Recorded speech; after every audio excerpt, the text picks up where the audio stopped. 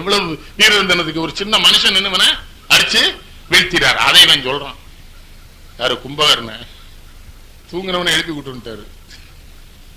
எழுந்திருச்ச உடனே கேக்குறான், ஏண்டா சீதை இன்னும் உடலையான்றான். எழுந்திருக்கும் போதே எவ்வளவு தெளிவா படுத்திருக்கான் பாருங்க. யா படுக்கிற பொழுது என்ன நினைவோட படுக்குமோ அதே நினைவு தான் எந்திரிக்கிற பொழுது ஒரு மனுஷனுக்கு. அது உளவியல்.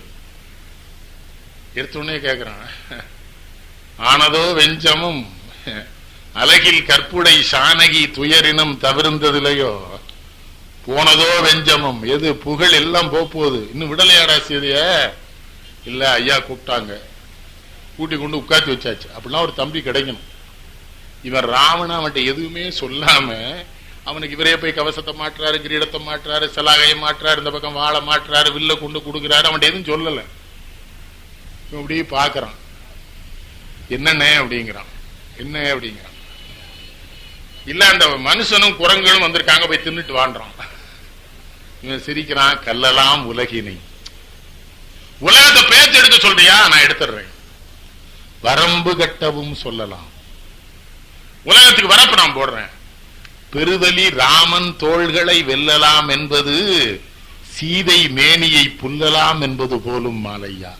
நீ ராமனை வெற்றி அடைந்து விடலாம் என்று கருதுவது எப்படியாவது சீதையை நீ அடைந்து விடலாம் என்று கருதுகிறாய். ரெண்டும் நடக்க போறது இல்ல, வேணாம். அவன் தான் ஒரே புத்தியில இருக்கான. தப்புன்னு எந்திரிக்கிறான். போ போய் நரவம் வந்து மாமிசம் சாப்பிட தூங்குடா, உன்னை நம்பியா நான் அந்த போருக்கு போனேங்கிறான். இந்த வீரனை அடிக்கிற இடத்துல அடிச்சா எந்திரிச்சிருவான். அவன் அப்படியே பாக்குறான். வென்று இவன் வருவன் என்று உரைக்கலன். தெளிவா அவன் தான் தொண்டன். உண்மை சொல்லணும். எல்லா தொகுதியும் நமக்கு தான் சொல்லிட்டாங்களா உத்தரப்பிரதேசத்துல? ஒண்ணுமே இல்லை. வென்று இவன் வருவன் என்று உரைக்கலன். விதி நின்றது பிடர் பிடித்து உந்த நின்றது. பொன்றுவன் பொன்றினால் புலன்கொள் தோழியை நந்தன நாயக விடுதி நந்தரோ. என்னோட நிறுத்திக்கோ, நான் போயிடுவேன், திரும்பிலாம் வரமாட்டேன், நான் போயிட்டேன்னு தெரிஞ்ச உடனே சீதையை விட்டு. எவ்வளவு அறிவானம் பாருங்க. இல்ல, இன்னொரு வேலை செய். பந்தியில் படையை விட்டவை சிந்துதல் கண்டு நீ இருந்து தேம்புதல் மந்திரம் வந்து நம் வலியெல்லாம் உடன் முந்துதல். ஹிட்லருக்கு ஆலோசனை கும்பகர்ணனும் கம்பனும் தான் அப்பவே சொல்லியிருக்காங்க. ஹிட்லர் வெற்றி பெற்றது எப்படின்னா, ஐயாயிரம் மொத்த படையும் கிளப்பி விட்டுருவாங்க. தரப்பட வரும், விமானப்பட போகும், அவனுடைய டாங்கி படம் எல்லாம் ஒண்ணு போல. அவன் கோயபல்ஸ் என்ன பண்ணுவானா, வானொலியில மொத்த படையும் லண்டனை நோக்கி வருகிறதுமா. இந்த நாடு விழுந்துரும். இது யார் சொல்லியிருக்கா? கம்பன் சொல்லியிருக்கான். கும்பன் வாயிலா, கொஞ்சம் கொஞ்சமா படையை விடுறது, அது கொஞ்சம் கொஞ்சம் சிந்துறது, அதுல நீ ஆள்றதெல்லாம் வேணாயா, மொத்த படையும் தெரிஞ்சு போய் அடிப்போங்க. அதையும் கேட்கல ராவணன். போ. என்ன அறிவானமே. அங்க போய் நிக்கிறான். தம்பி வர்றான். ராமன் பாக்குறாரு, இவன் நல்ல. அவர் ராமனுக்கு தெரியல. அவனை பார்த்த உடனே இவன் கூட்டணி மாறுவானான்னு கேட்டு வாங்குறாரு. அலையன்ஸை மாத்தலாம், போய் கூப்பிடுவான். விபீஷணன் வர்றான். எனக்கு அவன் தந்த செல்வ இலங்கையும் அரசுங்க எனக்கு நான் தருவேன், இந்த நேவலின் எழுதி நிற்பேன். இவன் நிறுத்தினான். இவன் கேட்கான், டேய் இங்க ஏன் வந்தேங்கிறான். சரியான கூட்டணிக்கு தானே போயிருக்கிறேன்னு நான் நம்புனேன். எதுக்கு அங்கேருந்து இங்க வர? நீர்கோல வாழ்வை நச்சு நெடிது நாள் வளர்த்து பின்னை போர்க்கோலம் செய்து விட்டார்க்கு உயிர் கூடாது அங்கு போகேன். கார்கோல மேனி மைந்த என் துயர் கடிதியாயின் கார்கோல மேனியானை கூடுதி கடிதம். அங்க போயிடுறா. ஒரு செய்தி சொல்லலாம். நீர்கோல வாழ்விடா இது. அவன் நெடிது நாள் என்னை வளர்த்ததே இதுக்கு தான். 6 மாசம் தூங்க விட்டான், எந்திரிச்ச உடனே சாப்பாடு போட்டான், என்ன இதுக்கு தான் தயார் பண்ணிருக்கான். நான் எப்படா இங்க இருந்து அங்க வர்றது? நீ ஓடிடு, நீ அரங்களுக்கு அங்க போ. அவன் விபீஷணன் இல்லைன்னு தப்புன்னு தெரியுது, பிறகு எங்க இருக்கிறேன்னா என்ன பண்ணா, எனக்கு பாசம்னு ஒண்ணு இருக்கு, அதனால உன்னை காப்பாத்தன்னு நினைக்கிறேன். இவனை காப்பாற்ற முடியாதுன்னு எனக்கு தெரிஞ்சு போச்சு. அதனாலதான் கடைசியில இன்னொரு செய்தியும் சொல்லிட்டு வந்திருக்கிறேன். நான் இறந்த உடனே விட்டுரு, இந்திரஜித் இருக்கான்னு நினைச்சு அவனை அனுப்பிடாத, அவனை ராமன் தம்பி கொன்னுருவான்னு சொல்லிட்டு வந்திருக்கேன். நீ ஒரு பெண்ணை தூக்கிட்டு வந்து நம்ம பிள்ளை சாகக்கூடாதுன்னு சொல்றேன். இந்திரன் பகைங்கனும் ராமன் தம்பிகை மந்தர் அம்பினால் மடிதல் வாய்மையால் அவனை அனுப்பிச்சிடாதன்னா இதோட நிறுத்திக்க போறேன்னு சொல்லியிருக்கேன். அவன் கேட்கிற மாதிரி தெரியல. ஏன்னா அப்படின்னா, நீ போ, நீ போயிருங்க, திரும்ப திரும்ப நீ போயிருடா, நீ அங்க போடா. அவன் சொல்றான், எதுக்கு என்ன போக சொல்ல? ஐயனே அயோத்தி வந்தர் கடைக்கலமாகி அங்கே உயிர்களை எண்ணி இவ்வரக்கராய் உள்ளோர் எல்லாம் மொய்களை மாறியாலே இறந்து பால் முழுதும் பட்டால் கையினால் எண்ணீர் நல்கி கடன் கழிப்பாரை காட்டாய். இளநீர் நல்கிறது இப்ப நம்மளும் பண்றோம். ஆனா அது அப்ப அந்தணர்களுக்கு மட்டும் உரியது. அதுதான் அவன் சொல்றான், மொத்தமும் போயிட போகுது, எள்ளும் தண்ணி இறங்க ஒரு வேளை இறக்க வேண்டாம் அங்கிடுறா நீ. அவன் திரும்ப கூப்பிடுறான். ஒரே அதுலதான் கும்பகரனுடைய வருத்தம் தெரியும். அதான் கம்பன். நீங்க கம்பராமாயணத்தை பாத்திரங்களை படிக்கிற பொழுது வெறும் பாடல் படிக்கக்கூடாது, உளவியல் பார்க்க. அந்த அவனுடைய உள என்ன வருத்தப்படுதுனாக்கா, அவன் கும்பகரனுடைய நீ அங்க போற ஏங்கிறான். டே நம்ம தாத்தா தானே பிரம்மா, தாத்தா தானே, நீ தவம் இருந்தேன்ல, நான் தவம் இருந்தோம்ல, அண்ணன் ராவணன் தவம் செய்தான்ல, ஆனா உங்க 2 பேருக்கு நீங்க கேட்ட வரத்தை கொடுத்தா அதுல உனக்கு கேட்ட வரம் பூரா கொடுத்துட்டான். ஆனா நான் கேட்ட வரத்தை திரிச்சு நித்திரைத்துவம் நித்தியத்துவம் கேட்ட நித்திரைன்னு மாத்தினானடா பிரம்மா. அப்ப என் வரத்தை வழுவாக்குனால தாத்தா உனக்கு என்ன பண்ணா, வழுவே இல்லாத வரத்தை கொடுத்தான். அந்த வழுவே இல்லாத வரத்தை கொடுத்து உலகம் இருக்கிறவரை உன்னை இருக்க வைக்கணும்னு நினைச்சான்ல பிரம்மா. அப்ப என்ன வீழ்த்தத்தான் நினைச்சான் நம்ம தாத்தா. நான் இப்ப என்ன பண்ண போறேன்னா, நான் கேட்ட வரத்தை மாற்றி தந்த நம் தாத்தனை தோற்கடிக்க போறேன். எப்படி தெரியுமா, இறந்தும் உயிர் வாழ் இந்த புறந்தார்கள் நீர்மல்கி சாகிர்பின் சாக்காடு இறந்தோள் தக்க துடைத்தின் வள்ளுவன் சொல்லியிருக்கான். நீ என்னதான் அறத்துக்காக அந்த பக்கம் போனாலும் நான் அண்ணனுக்காக அங்க விழுந்து செத்து போவேன். உலகம் என்ன தாண்டா போட்டு உன்னை போட்டாது. பிரம்மாவை தோற்கடிக்க எடுத்த முடியும். மலரின் மேல் இருந்த வள்ளல் வழுவிலா வரத்தினால். நீ ஒண்ணு அறத்துக்கு நின்ற காரணம் வரம், வழுவிலா வரத்தினால் நீ உலகிலா தர்மம் உண்டாய், உலகோடு அனைத்தும் உள்ளாய். தலைவன் நீ உலகுக்கெல்லாம் உனக்கது தக்கதேயால், புலையுறு மரணம் மெய்தல் எனக்கது புகழதேயாளுங்கிறான். நான் செத்து விழுந்தா தாண்டா மாதிரியே. உனக்கு ஒரு செய்தி சொல்லிருண்டா தம்பி, அவன் என்ன தம்பின்னு கருதலடாங்கிறான். ரொம்ப வருத்தமான செய்தி சொல்றான் கும்பன். என்ன கேட்கிறான் விபீஷண, நான் அவனை அண்ணன் நினைச்சே பேசினேன், ஆனா அவன் அரசனாத்தான் எனக்கு உத்தரவிட்டாங்கிறான். அப்ப என்ன பண்ணணும், நான் கருத்திலா இறைவன் தீமை கருதினால் அதனை காட்டில் திருத்தலாம் தீராதாகில் பொறுத்துரு பொருள் உண்டாமோ, பொறு தொழிற்கு உரியராகி ஒருத்தரின் முன்னம் சாதல் உண்டவருக்கு உரியதம்மாங்க. உண்டவருக்கு உரியதம்மான்னு கும்பன் சொல்ல வேண்டிய காரணம் என்ன தெரியுமா, அவன் சொல்லி காட்டுவான்ல, சாப்பிட்டுட்டு தூங்குடா, போய் நல்லா சாப்பிடு தூங்கு. அதுக்கு தானே. அப்ப என்ன அவனுக்கு மனசுக்குள்ள பதிஞ்சிருது, சோறு போட்டதை சொல்லி காமிச்சிட்டானே கூட பிறந்த அண்ணன். அப்ப அவன் மன்னன் ஆயிட்டான், அண்ணனா இல்ல. அண்ணனா இருந்தா சோறு போட்டது சொல்லிருக்க மாட்டான், மன்னனா தானே சோறு. அதனாலதான் என்ன பண்றான், நீ போயிடுடா, அவன் எனக்கு அண்ணனா இல்லை, இப்போ அரசனா உத்தரவு போட்டிருக்கிறான், நான் வந்திருக்கேன். இதை சொல்றாரு செஞ்சோற்று கடனுக்கான கும்பகர்ணனையும்.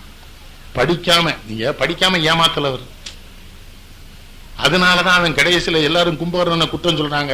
ராமன்ட்ட போய் சொல்றான்ல, கும்பியைத்தான் முன்னைத்தான் நீங்கள் அனுமனைத்தான் எம்பி பிரியாதான அவன் தம்பி என நினைந்தும் தீரான தகவலான்கிறான். காட்டிலாம் கொடுக்குறான் கும்பகர்ணன், காட்டிலாம் கொடுக்கறது. நான் தம்பி கூடவே இருந்தேன், என்னையே அவனை போய் சாகுங்கிறான். எதிர வந்தவனை விடுவாங்க, என்னையே அவன் தம்பின்னு ஒத்துக்கல, இவன் தம்பின்னு ஒத்துக்க மாட்டான். அதனாலதான் தம்பி என நினைந்தும் தீரான தகவலான். அப்புறம் பரதனை சொல்றாரு. இதுக்கிடையே இன்னொரு கமெண்ட் அடிச்சுறாரு, மந்தரையின் சூழ்ச்சி என்று மந்திரிகள் சூழ்ச்சி என்றுங்கிறாரு. இது கண்ணதாசனால் இருக்கவே முடியாது. மந்தரையின் சூழ்ச்சி என்று மந்திரிகள் சூழ்ச்சி என்று, மைந்தருக்காய் மாண்ட மன்னவர்கள் அன்று, மைந்தனையே கொண்டு மந்திரியாக ஆவார் இன்று. அதாவது இந்த செந்தமிழ்நாடனும் போதினிலே ஒரு தேள் வந்து கூட்டுது காதினிலே, எங்கள் மந்திரிமார் என்ற பேச்சினிலே கடல் மண்ணும் சிரிக்குது பீச்சினிலேன்னு எழுதுவார். இது இந்த கண்ணதாசனுடைய இயல்பு. கேட்டீங்களா? பரதனை சொல்றாரு, வியந்து போறாரு பரதன். யாரா இவன்? இளங்கோ முதல்ல சொல்றாரு, ஒரு மாமுனிவன் வந்து சொன்னா இவனுக்கு தான் மன்னவன், அவன் துறந்து இளங்கோ போயிட்டான். ஆனா இவன் அப்படி இல்லடா, மண்ணும் உனதே மண்டலமும் உனதே என்று தந்த பிறகும் தவம் வேடம் தலை கொண்டு அண்ணன் காலனியை அரசாள வைத்த. என்ன பாத்திரம் பரதன். நீங்க இந்த வேடர்கள் தான் சரியா இருந்திருக்கான். காரணம் நகரத்துக்குள்ள வந்து கெட்டு போல. நீங்க நம்ம செய்தி தொடர்பு ஊடகங்கள்லாம் அவனை கெடுக்கல. அதனாலதானே அவன் சரியா இருந்தான் கண்ணப்பன். அதனாலதானே பட்டினத்தார் வாழால் மகவறிந்து ஊட்ட வல்லே நல்லன் மாது சொன்ன சூழால் இளமை துறக்க வல்லே நல்லன் நாளாரியில் கண்ணிடந்து அப்ப வல்லே நல்லன். வேடனாக்க போய் தானே கண்ணை தோண்டிட்டான். அலி பாருங்க, அப்பாவுக்கு அம்மாவுக்கு வேறுபாடு. வலது கண்ணை தோண்டினா அது அப்பா பக்கம் சும்மா இருந்தாரு. இடது கண்ணை தோண்டின அம்மா பத்தியெல்லாம் நெல்லு கண்ணை பண்ணிட்டா. அவ இடது பக்கம் இருக்க, அவளுக்காக தானே கண்ணை தோணும். அது வேடன், இங்க குகன். குகன் என்ன சிறப்பாருங்க. லட்சுமணன் பரதனை பத்தி ஏதோ தப்பா சொல்லி வச்சிடறான். அது பெரிய இன்னும் நிறைய விஷயம் சொல்லலாம். தசரதனை பத்தியும் பாடுறாரு ஒரு இடத்துல, கண்ணதாசன் பாடுறாரு. பரதன் காட்டுக்கு போறான், அவன் வேடம் தானே, ஆள நெடுந்தர யாரு கடந்து இவர் போவாரோ, வேள நெடும்படி கொண்டு விலங்கிடும் இல்லாளோ, தோழமை என்றவர் சொல்லிய சொல்லொரு சொல்லன்றோ, ஏழமை வேடன் இறந்தல நின்றன யாசாரன் ஆபுங்கிறான். இவன் கிட்ட நெருங்க நெருங்க அவன் பார்க்கிறான், வர்க்கலையின் உடையானை மாசடைந்த மெய்யானை கற்கனிய கனிகின்ற கல்லுங்கனிகிற மாதிரி வில்ல அப்படியே கீழே போட்டுறான். ஆஹா, நம்பியும் என் நாயகனை ஒர்க்கின்றான், அயல் நின்றான் தம்பியையும் ஒக்கின்றான், தவ வேடம் தலை நின்றான், துன்பம் ஒரு முடிவில்லை திசை நோக்கி தொழுகின்றான். அப்புறம்தான் அந்த வேடனுடைய அறிவு மேம்படுது. எம்பெருமான் பின்பிறந்தார் இழைப்பரோ பிழைப்பென்றான். நம்ம ஊர்ல சொல்லான்னு தெரியுமா, அவன் செய்ய மாட்டான் யாதம்மா, இன்னார் வீட்டு பிள்ளை இல்லாமா. சில பேரை சொல்றதுக்கு முன்னாலே சொல்லிடுவான், அவன் 3 கோயில கொள்ளையடிச்சுட்டான் இல்லாமா. எது 3 கோயில ஊர்ல தெரியும். என்ன சொல்ல, எம்பெருமான் பின்பிறந்தார். அப்ப அவனுக்கு என்ன சிறந்த பாத்திரம் பாருங்க. குகன் வெட்கப்படுதான். என்ன வெட்கப்பட, ஐயோ நம்ம இவரை போய் சந்தேகப்பட்டோமே. தாய் உரை செய்ய தாரை உறவிய தரணி தன்னை தீவினை என்ன நீத்து சிந்தனை முகத்தில் தேக்கி போயின என்ற போதோ புகழினோர் 1000 ராமர் நின் கேள் ஆவர். கள்ளம் இல்லாதவனுக்கு தான் மனசுல என்ன நினைக்காம அதை வெளியே சொல்லிடுவான். சில பேர் நம்மகிட்டே வந்து பேசுவான். நிறைய கூட்டம் பேசுறீங்க போல் இருக்கு. தமிழ்நாட்டில் எல்லாரும் பேசுறாங்க. அம்மா சேட்டிய பத்தியில புகழது வராது மனசு. அவன் என்ன சொல்றான், ஏன்னா அவனுக்கு ஒரே அளவுகோல் ராமன் தான். ராமனை விட்டா குகனுக்கு வேற அளவுகோலே தெரியாது. 1000 ராமர் என்கள் ஆவரோ தெரியணும்மா. எங்க சொல்ல, ராமன் இருக்காரு அங்கதான், ராமன் அங்கதான் இருக்காரு. ராமனுக்கு அடிமையா தான் இவன் இருக்கான். 2 பேர் அதுல பாருங்க. அவன் இலங்கைக்கு போயிட்டு வந்தவனே இவரை விட்டுட்டான் சீதைங்கிறான். இவன் ராமன் கூட இருந்து பரதனை பார்த்தவன் என்ன சொன்னான், நீ 1000 ராமர்டா. உண்மை பேசுறான் பாத்தீங்களா. பக்கத்துல பெரிய மனுஷன் இருந்தா சில பேர் உண்மை பேச மாட்டான், மாறி பேசுவான். என்ன இருந்தாலும் உங்க அண்ணன் மாதிரி ஆகுமாமா. வேடம் பாத்தீங்களா. ஏய் எல்லாரும் சொல்லுவாங்க. அப்ப இந்த கோசல சொன்னால எண்ணில் கோடி ராமர். கோசல சொன்னதுல குறி எதிர்ப்பு இருந்தது அவளுக்கு. ஒரு ஏன்னா 14 வருஷம் கழிச்சு ராமன் வந்துருவான்னு சொல்றான். தீ குளிப்பான்னு சொன்னதெல்லாம் அவ கோசல நம்பல.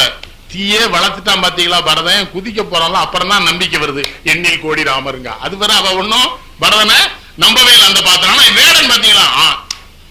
இந்த பரதன் எப்படி பாத்திரம்யா, ஆட்சி கிடைச்சா விடக்கூடாதுங்கிறதே அந்த கிறுக்கனுக்கு தெரியாம இருந்திருக்க. கிடைச்ச ஆட்சியை கொண்டு காட்டுக்கு அண்ணன் போனான்னு அவனை கொல்றதுக்கு ஏற்பாடு பண்ணாம கொண்டுலாம் கொடுக்கான் நேர. அவர் எப்படி ஆளு, வரனில் உந்தை சொல் மரபினால் உடை தரணி நின்னதே நினைக்கு தக்கதால். மறைமுகமா சொல்றாரு, உங்க தாத்தாவுக்கு அப்பா ஒரு உத்தரவாதம் கொடுத்திருக்காடா, அதுபடி இது உனக்கு வந்து சரிதான், நீ வச்சுக்கோ, இல்லன்னா இது உனக்கு தந்துடுறேன். அவர் எவ்வளவு பெரிய ஆளு, இல்ல நான் திரும்ப தந்துடுறேன். அண்ணன் தம்பி 4 பேர் அப்படி இருந்திருக்கானே.